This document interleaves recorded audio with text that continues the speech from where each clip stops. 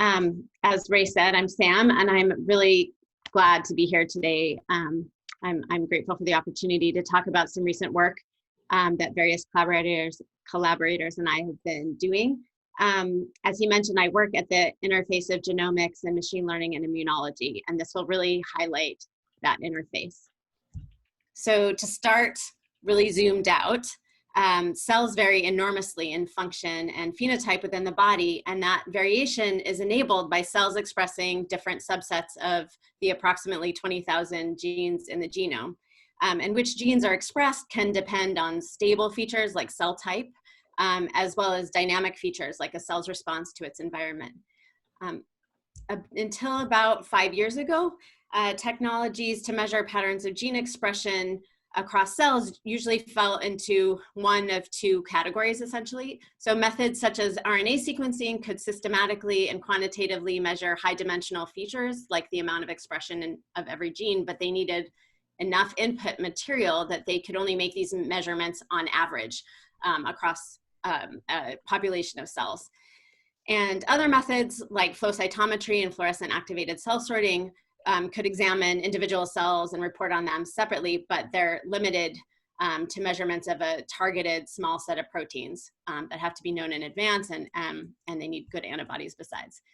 So in the last few years, a host of genomic technologies has advanced to the point where high-dimensional molecular features can be measured systematically for thousands of individual cells.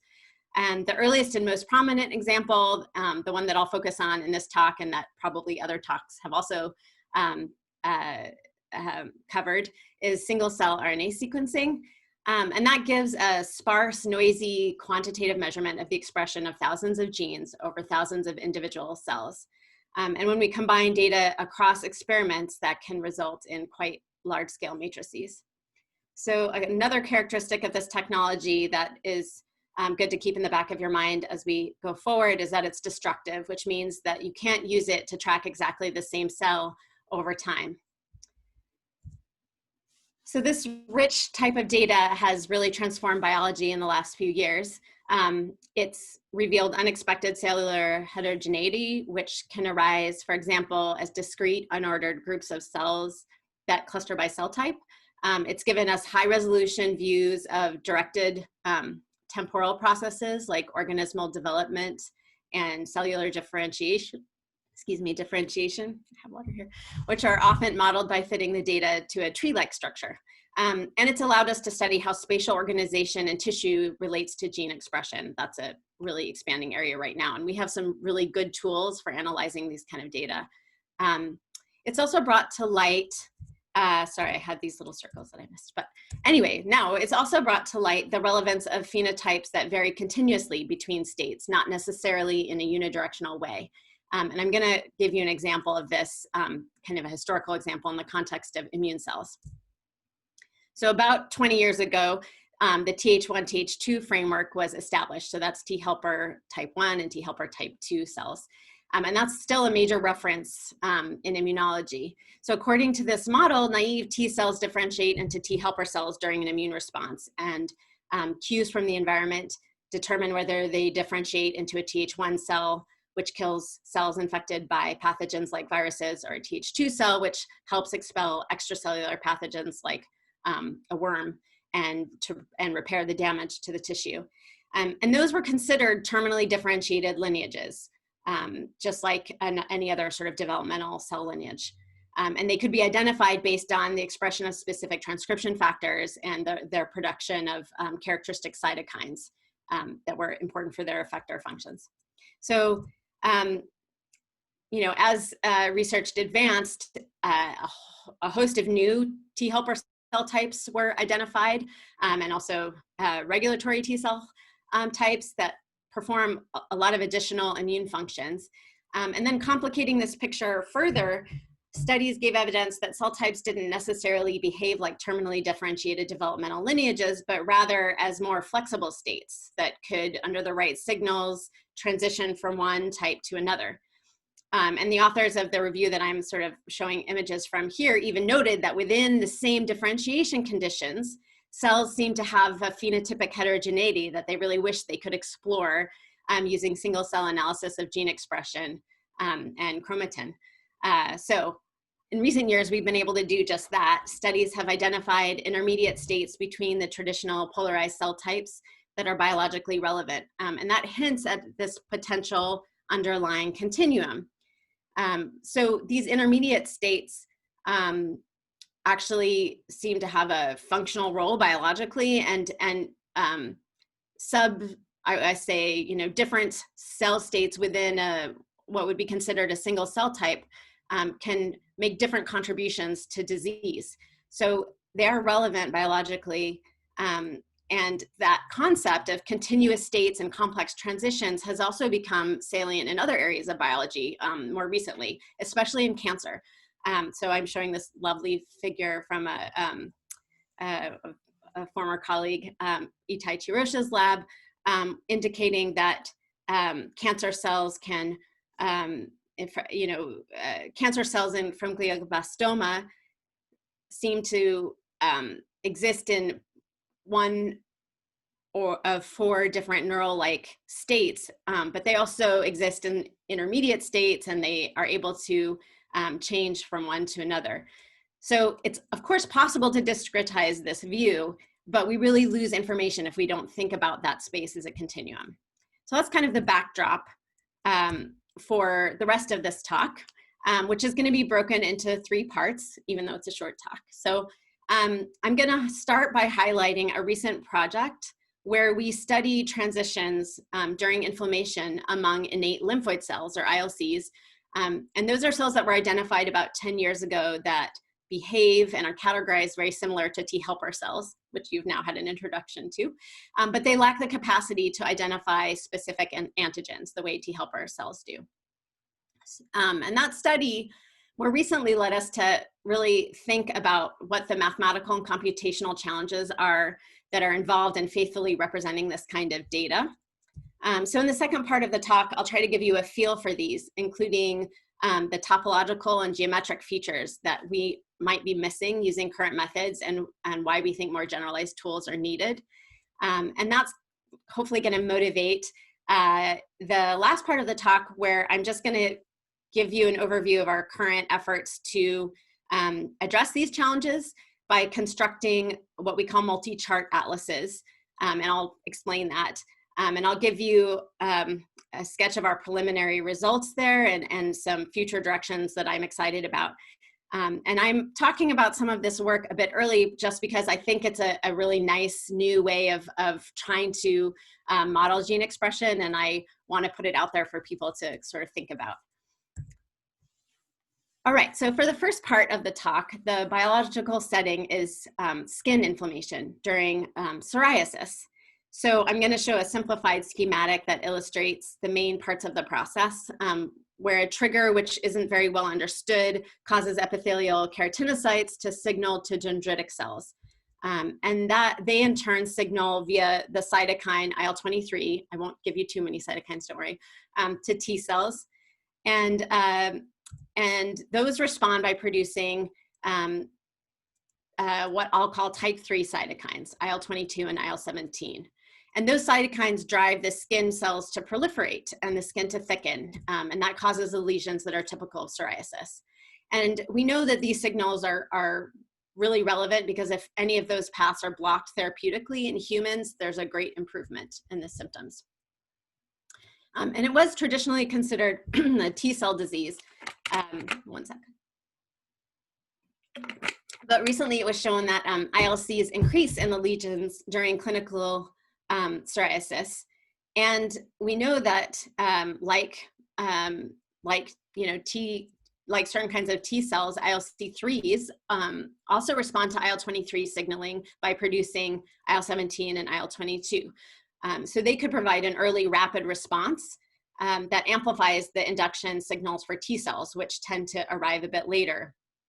So in the steady state skin at baseline, pre any triggering of pathology, ILC2s were the main kind of ILC that were identified. And they express different cytokines and were sort of categorized differently, like I explained with the TH cells. So the question that motivated us initially is, where do ILC3s come from? They could, you know, just a subset of the ways they could arrive. They could be recruited from circulatory cells. They could expand from a small undetected steady state population, and they could result from plasticity, say, of ILC2s that are already present. And each of those mechanisms had been shown to be relevant for ILCs in different tissues or disease contexts. Their behavior tends to be very specific to their environment because they reside in tissue, so they get very adapted to their resident tissue. So we did experiments that I'm not going to cover here that suggested that the recruitment of circulatory cells isn't needed for the increase in ILC3s.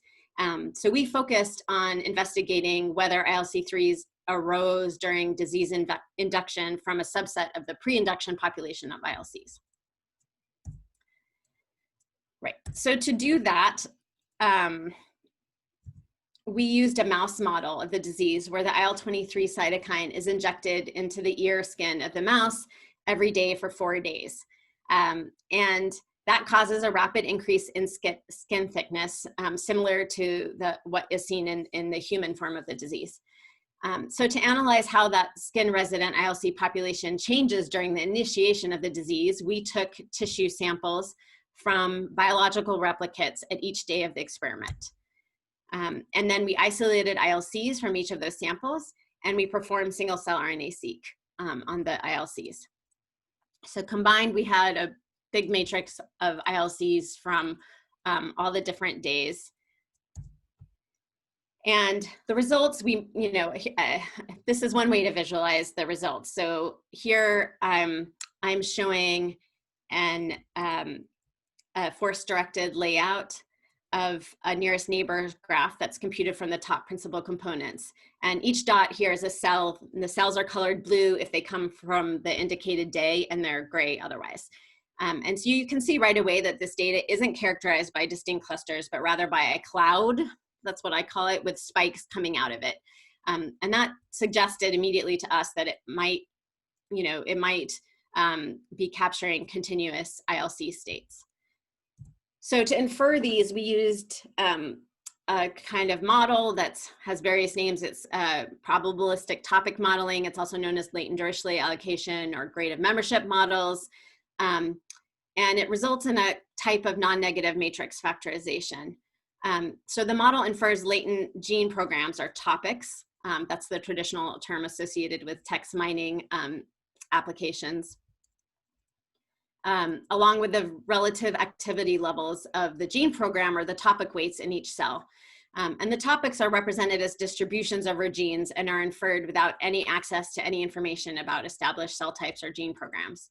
So we analyze results from different numbers of topics, and choosing the right number is an art in itself, kind of like with clustering. But I won't go into that, but we resulted, our analysis resulted in a 17 topic model. And I'm just going to show a couple of the results there to give you a sense of how they look.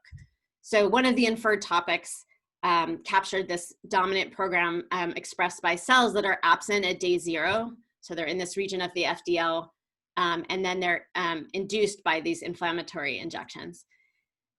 And sorry, I just wanted to say that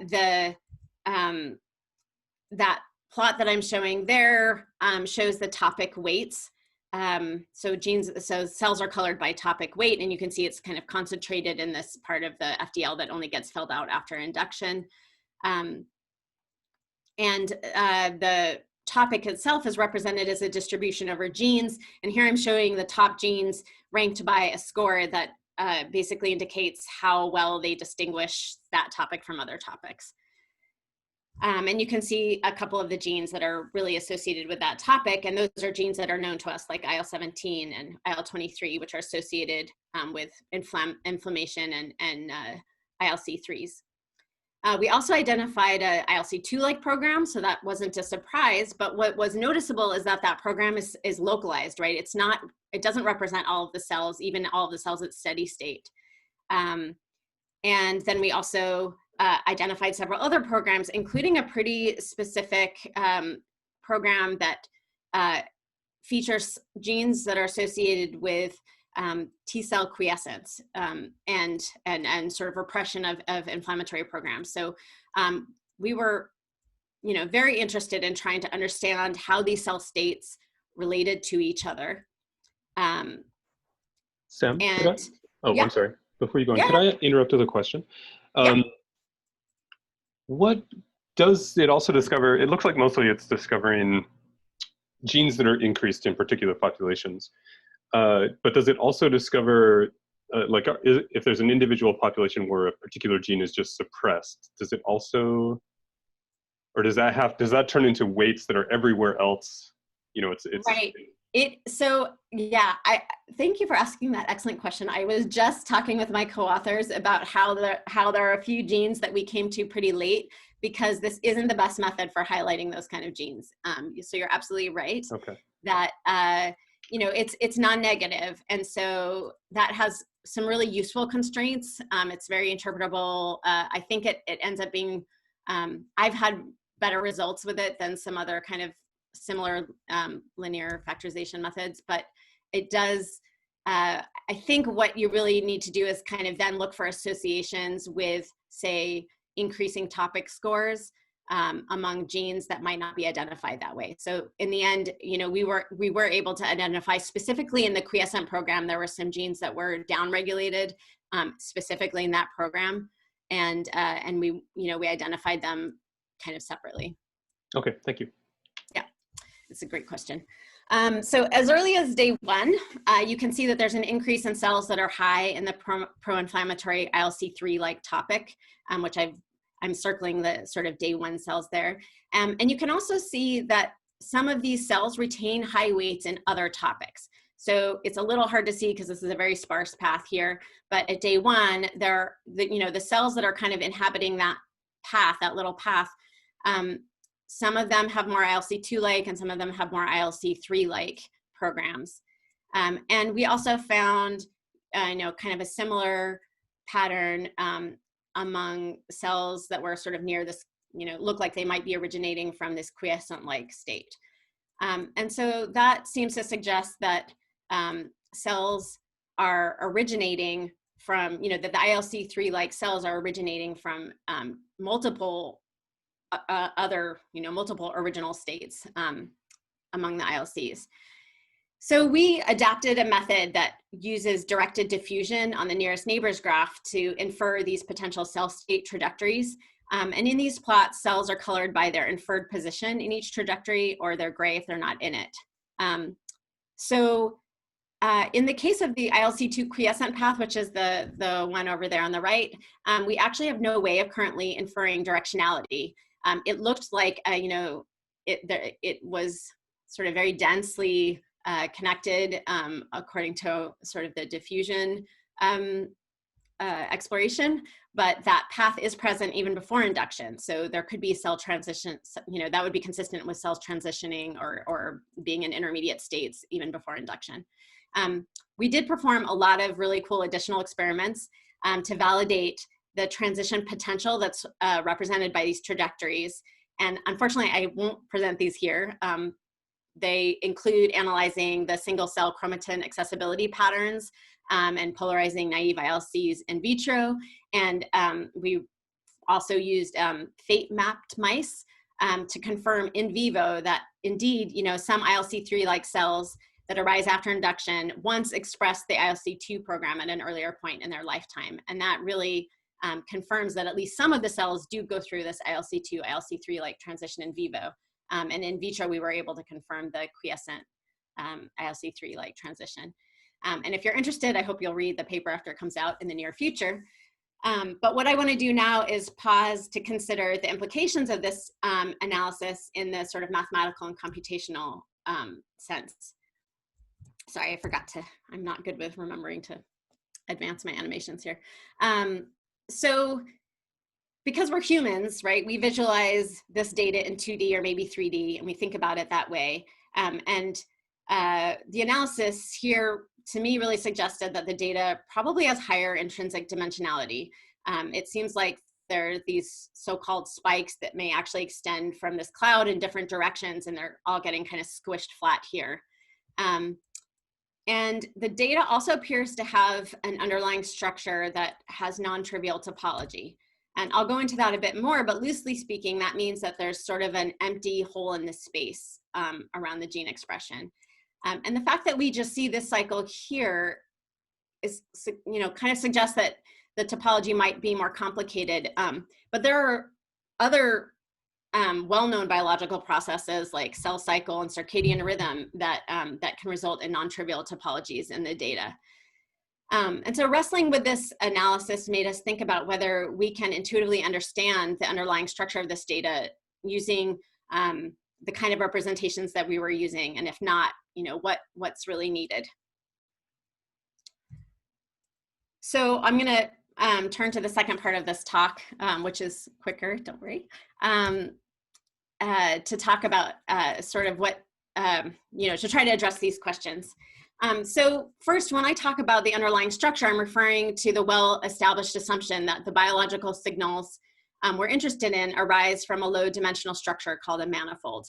And the cell profiles can be thought of as noisy samples from that structure. That's an idea that's known informally as the manifold hypothesis. And so a manifold in space basically looks locally at all points like Euclidean space.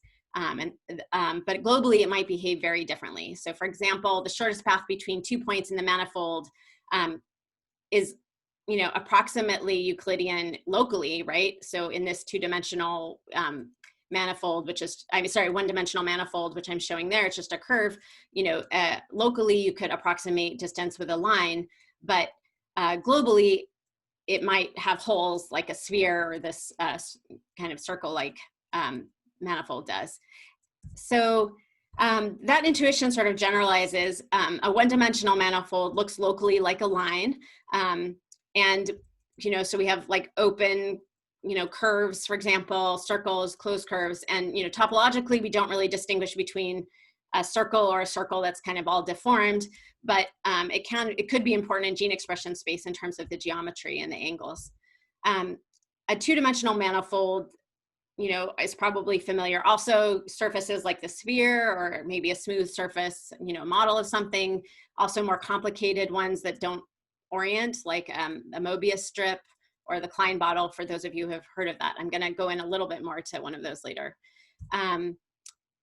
But, one question is, okay, how many dimensions are really required to represent a k-dimensional manifold in a single global chart, right? That's what we use. We use a single coordinate system usually when we try to represent our data, and if we're not allowed to cut or glue things together because that really destroys manifolds, how many dimensions do we need? And so often, when you look at manifold learning, the Swiss roll is given as a classic example of a two-dimensional manifold that's hard for many methods to learn because it does have very high curvature, so it's handled poorly by linear methods like PCA. But nonetheless, it's actually a pretty simple manifold, right? It can be handled easily by methods that are able to just unroll it. It doesn't need to be cut or glued, and it looks just like the plane, essentially. But in general, 2D manifolds might not be able to be accurately represented with a single global chart. So a familiar example is the Earth, which really requires a three-dimensional globe to represent it. Every flat representation of the Earth necessarily distorts distances or shapes if it just uses one single chart.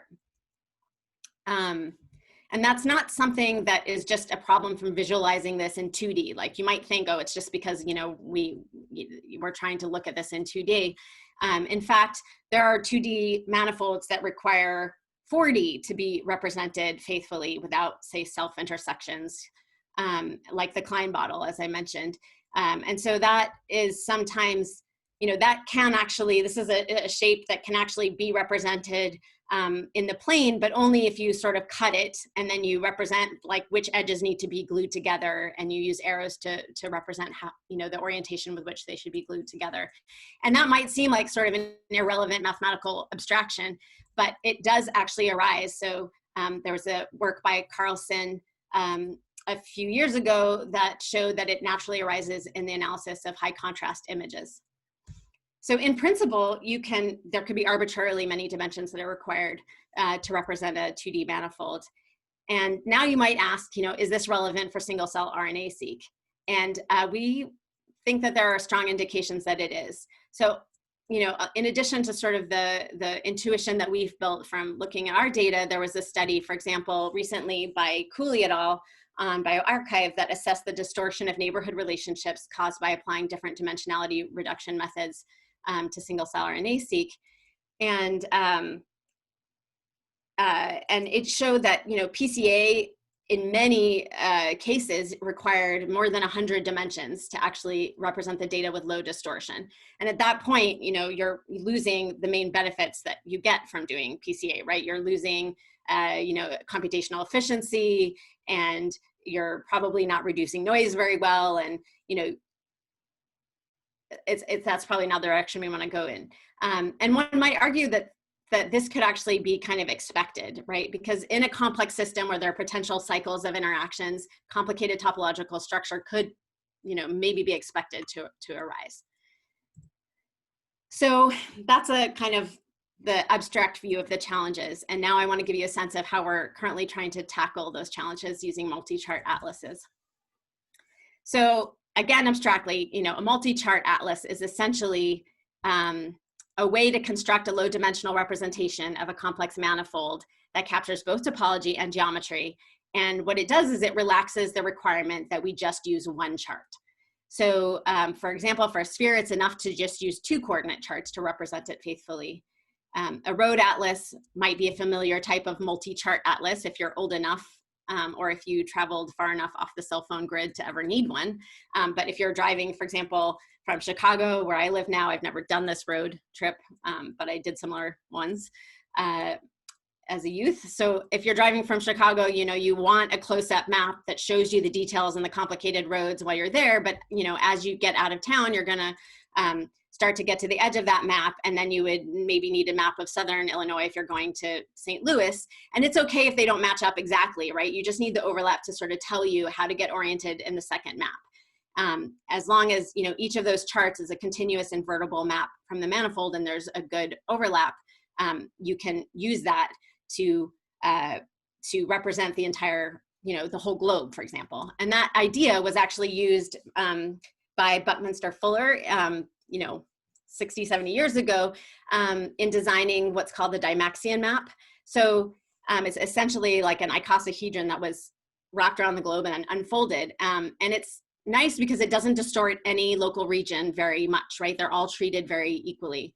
And you can sort of imagine the way you have to think about the charts is like each of those polygons becomes its own chart, and you can, kind of stitch them together in different configurations depending on how you want to move through the space. And that might seem kind of unwieldy for a person, but it might be a lot more doable for a computer. Also, this idea apparently, it has the benefit that it doesn't favor one part of the world over the other. And I don't know if we need that in single-cell RNA-seq, but it's apparently, it's unusual among representations of the Earth on paper. So how can we construct multi-chart atlases for single-cell RNA-seq? The basic intuition is that we can use PCA in local neighborhoods to estimate local tangent hyperplanes and use them to cover the manifold. So the eigenvectors in the local PCA will represent the local directions with the biggest variance. And I'm trying to give kind of a schematic here of how that might look. This is a two-dimensional manifold in 3D space, and we've covered it with local hyperplanes. And you should note that if we do a good job with that, then the angles at which nearby hyperplanes intersect should be small. If the angles need to change quickly, or if they change a lot, that represents an area of high curvature in the manifold. So there was some work relatively recently by Little et al. That showed that for a given, if you start with a given point in a cloud of data, you can actually learn the appropriate radius for the local approximation by computing eigenvalues of local PCAs in neighborhoods of increasing radii. So this is an example here. This isn't single-cell RNA-seq data yet, but we did actually compute the real eigenvalues here on this kind of simulated data set. But the basic idea is that in a very small radius, what you capture is mainly noise, right? The eigenvectors might point in any direction, and they're just dominated by noise. If you grow the radius a little bit, in intermediate states, you're able to capture the major directions of the manifold in the eigenvectors. And so then you can project points onto that eigenvector, and that can give you a good local representation of the manifold. But if you keep growing the radius too big, right, then you're going to start getting distortion because of increasing curvature, potentially, depending on the manifold. And so by looking at the patterns and the eigenvalues with respect to increasing radii, you can actually infer an appropriate intermediate value for the radius, where neither noise nor curvature dominates. So we went back to the ILCs data and we applied this idea. The way we kind of did our experiments, we selected a sample of points from in the ILC2 to ILC3 like trajectory that were based on pseudo-time. And these kind of look like a string of Cheerios to us, so that's how we refer to them, and I haven't been able to lose the name. And we computed local PCAs around each of the center points for neighborhoods of increasing radii, just like the little paper suggested. And then we plotted the eigenvalues on the y-axis compared to the radii on the x-axis. So that's what you see in those plots on the bottom. And what I'm showing on the top is cells that are sort of close to each of those Cheerios. So I'm just showing 3 sample Cheerios here to give you a sense of how the eigenvalue patterns can be very different in different regions and how they can reveal something about the intrinsic dimension locally. So 0.6, you can see it's kind of somehow the trajectory wandered off into the middle of the cloud, and you know, assuming that this is a good representation. And it does look like that because you can see that all of the eigenvalues are kind of close together, and there doesn't seem to be any obvious low dimensional structure. But as we move towards the cells that express the inflammatory program, we start to see a very clear separation of the top eigenvalues. So moving towards, you know, Cheerio 10, you can start to see that top eigenvalue come out, and that implies that there's truly a path in this region. And it's much lower dimensionality than you might expect just based on the global PCA, which, you know, always looks like there are quite a few dimensions. And as you move even further, you actually see this even stronger pattern. So Sam, yeah. Hi, this is really great. Hi, nice to see you. This is awesome. Quick question. Yeah. So the noise is, of course, it's hard to show in the picture, in the schematic, but the noise is high dimensional, right? So I imagine there's a kind of a bulk of noise eigenvalues. And then do you, when you're in the sweet spot as regards to scale, do you observe the kind of signal eigenvalues as outlying beyond that noise bulk, and you kind of count how many of those you have to count the local dimensionality? Is that roughly how it works, or? Yeah, roughly. Yeah, exactly. So what's interesting is that they change also with respect to the curvature. So the plots that we get in high dimensional space look like these ones that I'm showing here, as opposed to, sorry, I was having trouble setting up my annotation mouse, but in these, they look much more like this than they did in the simple example I gave you. And that's because, you know, the points are at extremely, they're, you know, the distances are very large initially. And so you get sort of very high eigenvalues that are all kind of a noisy mess initially, and then those kind of fall off very quickly. And you will often see sort of, you know, a 1, 2 or so kind of come out in the experiments we've done, which have just been sort of local. You know, we haven't really explored this fully yet, but they look a lot like what Little suggests that they should look. So we were happy just that sort of the simulations were actually relevant for the single cell. And then what happens is that as you kind of increase the curvature, as it goes through another space, you'll sometimes see them rise back up. And so you can see actually changing patterns as you go on. So we tend to look for sort of very early separations where the noise seems to have dropped off, and you can see a clear separation between, say, the top eigenvalue in the next one or the top couple in the next one. Does that answer your question, Alex? It does, yeah, thanks. It all seems very related to the kind of signal noise transition in high dimensional PCA. So if it would be fun to talk about that at some point. Yeah, absolutely, that would be great. My student, well, I'll get to that in a second. Yes, we should. So I just wanted to note a way that we just kind of randomly discovered that we could actually use this technique, which wasn't our original goal, but it's kind of given us some insight into other possible applications. So you might have noticed, you know, that our path, even though we chose it with consecutive, you know, pseudo-times, it bounces around a lot. And that could be that our model isn't great, but it's also because while diffusion is a very robust way to explore a k nearest neighbors graph, it tends to overestimate the lengths of long paths, right? Because you know, is in a phenomenon that's sort of sometimes called gambler's ruin, you know, the idea that a gambler might be just as likely to lose money as to win on the next bet. So steps can, you know, kind of go in multiple, in directions that aren't necessarily towards the target, even when we do a biased diffusion. So we could actually see evidence of this in the geometry and the angles at which local tangent hyperplanes around each of the Cheerios intersect. So, you know, you're not guaranteed that, you know, obviously at distance, points could have the same angle of a hyperplane and not have any, you know, they might not be near each other at all. But locally, it looks like kind of assessing those angles is actually useful information. So, you know, in the ambient space, random hyperplanes will intersect with a 90-degree angle with high probability. And we found that the nearby hyperplanes have much lower maximum angles of intersection. But some of the Cheerios had much higher angles of intersection with hyperplanes of nearby Cheerios than others did. And we were able to kind of use this information to remove some of the Cheerios that really didn't seem to fit or change the order of Cheerios. And we were kind of surprised that when we did that, we ended up with like a very clean, smooth path. So, you know, there's no theoretical backing for exactly how to use that, but it kind of gave us some insight into how this kind of approach might complement methods like diffusion. Okay, so I hope that this talk leaves you with good food for thought, starting with the idea that complex transitions can be undertaken by immune cells during inflammatory responses. And that there are challenges that we face in modeling data that represent continuous, potentially oscillatory processes.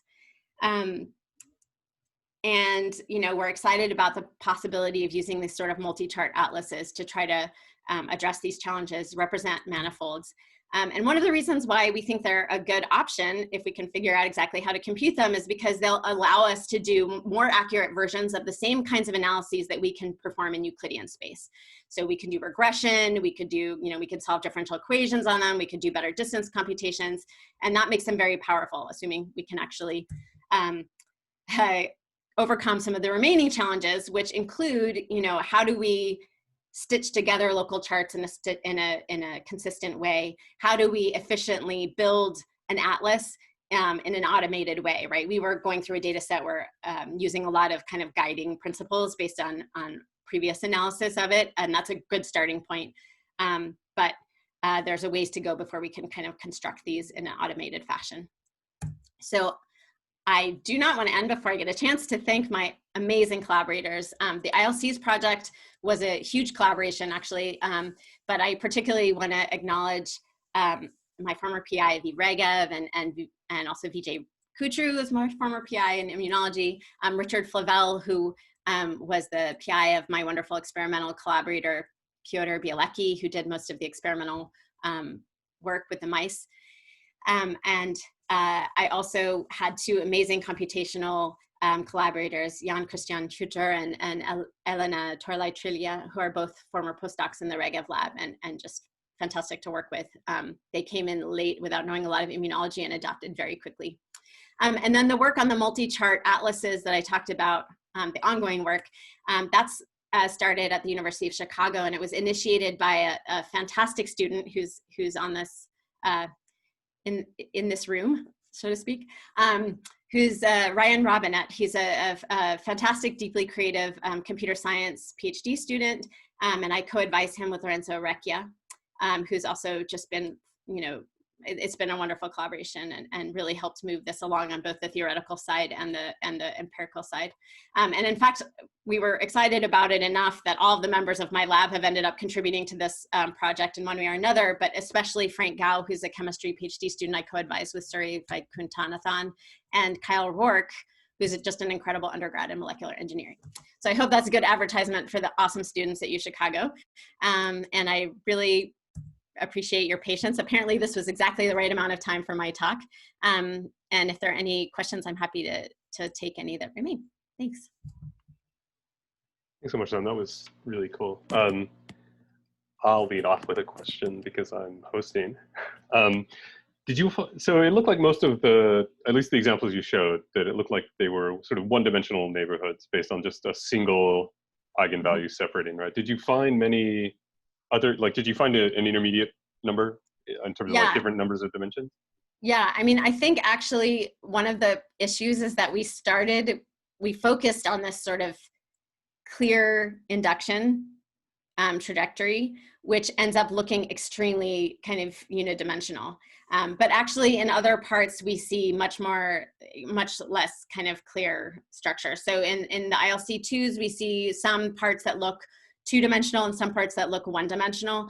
And I think that's actually, you know, I have sort of intuition that I think, but I haven't backed it up yet with rigorous analysis.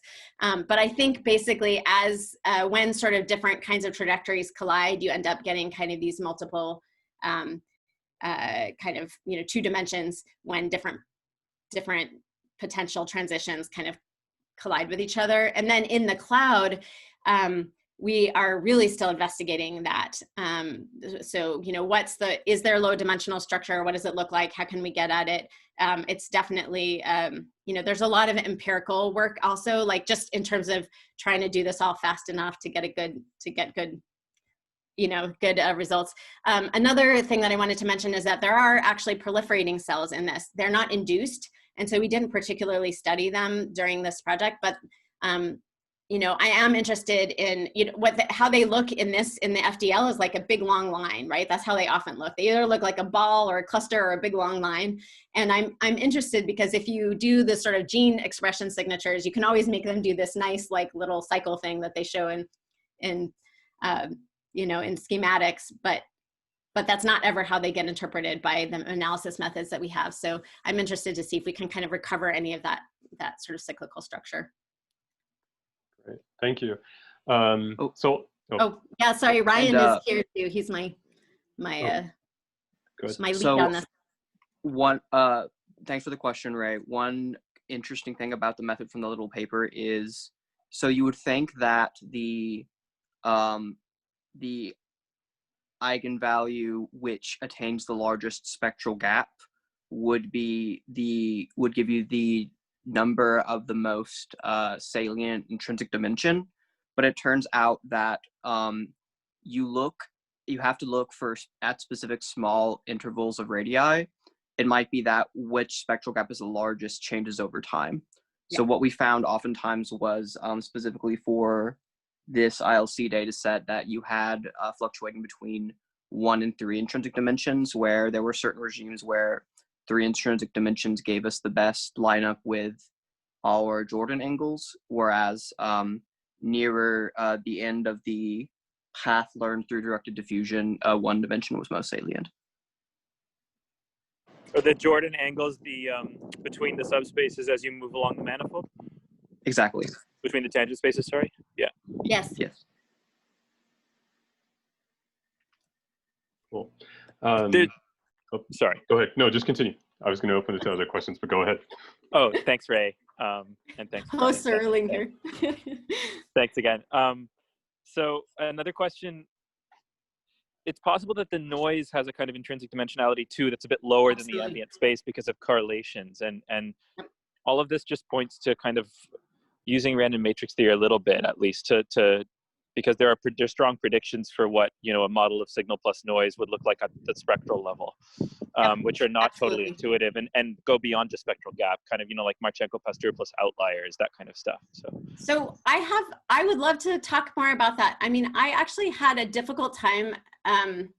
Marchenko-Pasteur did not, you know, trying to actually apply that empirically in data that I had, it has been kind of hit and miss, and I'm not sure why. So I would actually love to talk about it more, because in principle, it should absolutely work, but I just haven't had as much faith in it, maybe just because in practice. How many points do you typically have in a I'll stop for other people's questions, but how many points do you typically have in a ball? We grow it grows very, very quickly. So in this case, I think we started with like maybe 10 points, and then it really rapidly grows. I think he stopped when the balls were like at 10% of the total population, so around 2,500. Right, okay. So I wonder if it's just not quite enough yet, but oh no, anyway. we went all the way up to the Oh no, full no, no, data not enough set. for your purpose, but enough for Marchenko-Pasteur to kick in at, you know, but still well before you hit that kind of global curvature stuff. I don't know. Huh. Yeah. Could be, yeah. It'd be great to talk more. I'd love to think about it. Cool. Ryan, did you want to say anything back to Alex, or you guys don't know each other yet, but you will, I'm sure. Hi, nice to meet you, Ryan. Okay. Pleasure to meet you, Alex. That was a very good commentary that I'm excited looking into. I have nothing meaningful to contribute. I'm sure it will be great. Yeah. Okay. Thanks. Are there any other questions? Bo, are you wanting? Yeah, hi Sam. Very interesting talk.